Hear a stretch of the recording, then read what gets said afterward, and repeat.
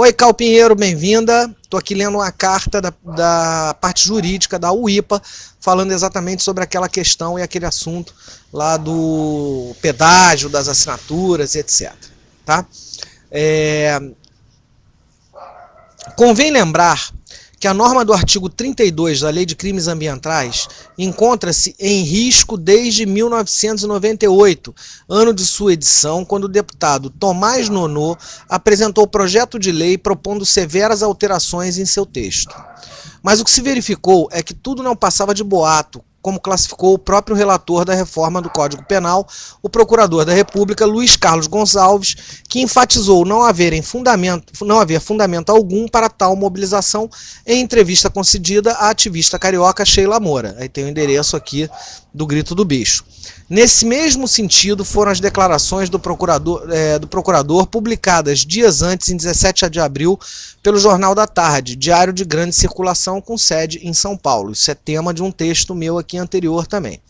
Entendo que as entidades não podem deixar-se conduzir pelas deliberações de um grupo isolado que as priva de informações precisas e do direito de participar das deliberações que dizem respeito a todos, como a preservação do artigo 32 e a elaboração de proposta legislativa que verse sobre a alteração de seu texto. As fontes não foram questionadas, mesmo assim as entidades embarcaram. Olha, isso aí eu discordo aqui da carta só pelo único motivo de que as fontes foram questionadas sim. Eu fui o primeiro a questionar essas fontes e nunca recebi resposta, pelo contrário, fui achincalhado, fui xingado, foi dito que se eu estava contra esse movimento eu estaria contra os animais, né? Grave ainda é o fato de que as ONGs foram mobilizadas com base em mexericos e opiniões pessoais, o que desacredita e enfraquece o movimento, como eu sempre disse. Mesmo após o desmentido, as entidades não recuaram. Falam agora em uma mobilização dessa monta Falam agora que uma mobilização dessa monta, se organizada na época da tramitação do Código Civil, poderia ter conferido aos animais o status de sujeitos de direito. Ora, o anteprojeto de lei do Código, editado em 2002, foi elaborado em 1973, ok? Então, o anteprojeto foi elaborado em 1973, só foi votado, quer dizer, editado em 2002 e convertido em projeto de lei em 1975.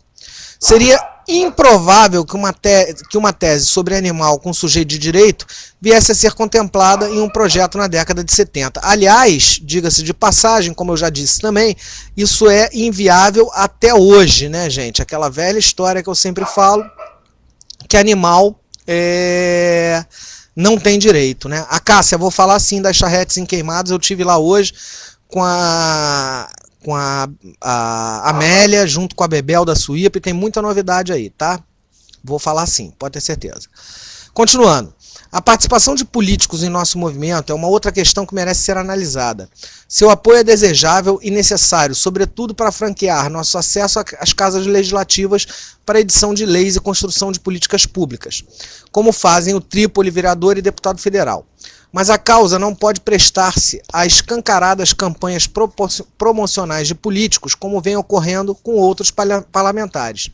Seus assessores participam de reuniões de entidades como protetores independentes. Cada frente de luta em que se engajam as entidades de renome, logo surgem os caroneiros arrogando para si os louros que não lhe pertencem. Sem falar nos ídolos fabricados que utilizam a causa para se firmarem nas mídias. Há muito ludibrio. As enganosas atribuições de méritos, aliás, constituem uma forma de manipulação voltada aos fins promocionais de pessoas físicas e jurídicas. E desse mal, a UIPA é vítima no tocante ao surgimento do artigo 32 da Lei Federal 9605/98, dentre muitos outros episódios. Bom, aí aqui ela vai contando que ela era estudante de Direito, voluntária da UIPA desde 1996, etc. E aí ela vai contando a trajetória de como foi essa questão da Lei de Crimes Ambientais, e etc, né? Aí ela vem para terminar aqui da seguinte forma. Sugiro ainda às ONGs que não se deixem impressionar por cargos pomposos, acreditando que seus ocupantes tenham muito preparo, talento e lucidez. Eu falei isso naquele meu primeiro texto, né? Que promotor de justiça se engana, procurador se engana, né? Se não fosse assim, a gente não precisava de juiz, de advogado e etc. justamente em função de seus cargos, já receberam tudo pronto e não raro valem-se do trabalho previamente desenvolvido por quem, de fato, empenha-se pela causa. Melhor seria que essas personalidades se dedicassem com afinco a adequar os CCZs à legislação vigente e a impor a efetivação de um programa de controle populacional, dentre outras urgências que vitimam nossos bichos. E para quem não sabe, a UIPA foi administrada por uma autoridade pública de cargo pomposo que, a despeito de lá ter ficado por apenas 5 meses, deixou um rastro de processos e dívidas que ultrapassam em muito a casa de R$1 milhão. Por fim, peço às entidades e aos protetores que permitam-se uma análise mais rigorosa antes de se engajarem-se em alguma empreitada. Não pode haver ativismo sem questionamento e critérios. Quem escreveu o texto foi a Vanice Teixeira Orlandi, que é advogada e presidente da UIPA, União Protetora dos Animais. Ok? Então, olha que chique, hein, gente? A UIPA, União Protetora dos Animais, a mais antiga de todas as associações de proteção animal do Brasil, já sei que a luz está aí, datada de 2 séculos atrás, ou seja, de 1800, né? Está de pleno acordo com tudo aquilo que eu escrevi. Não é que eu seja evidente, não é que eu seja mais inteligente do que qualquer outra pessoa, eu apenas não tenho preguiça. Então, no momento em que surgiu toda essa história, a primeira coisa que eu fiz foi questionar de onde eram as fontes, quem poderia estar aí falando essas coisas, né? Para que a gente tivesse uma credibilidade ou não nessa questão. E eu acho que a maior parte das pessoas não se preocupou muito com essa questão, o que prejudicou de sobremaneira e o que fez com que milhares e milhares de pessoas confiantes fossem lá e colocassem a sua assinatura num documento que prevê uma liberdade de ação para um movimento que a gente não tem a menor consciência de quem são os cabeças e mais, né, cabeças verdadeiros e mais, onde a gente liberou todo um cadastro e toda uma informação para um pessoal que a gente não sabe de que forma vai ser utilizado, né? Então, desculpem se algum de vocês aí assinou, né? Eu acredito que alguns de vocês tenham assinado efetivamente, mas vocês deram bobeira, tá? Deram muita bobeira. Então, esse texto na íntegra da UIPA vai estar amanhã aí no site Atitude Animal, demonstrando mais uma vez que nós que fomos o primeiro a levantar a bandeira, e eu falo isso não como uma forma de orgulho, mas para tentar mostrar para vocês, porque tentaram me desacreditar, dizendo, quem é você? Você não é nada, né? Como é que você vai falar uma coisa dessas, né? Fui desacreditado particularmente por uma assessora de um deputado de São Paulo, e por sua vez, ao final, eu estava meio que com razão. Marisa, baixou um pouquinho o som porque eu tirei o microfone aqui de perto da minha boca, mas também não deve estar tão ruim assim. Ok? Então, amanhã essa carta da UIPA vai estar à disposição de vocês aí no Atitude Animal. E uma coisa que eu queria pedir muito para vocês, gente, quem acreditar nisso, quem acreditar que esse movimento não é um movimento tão efetivo assim pela causa animal, ou que não está agindo de forma correta porque não está repassando as informações, porque está monopolizando tudo na sua mão, né?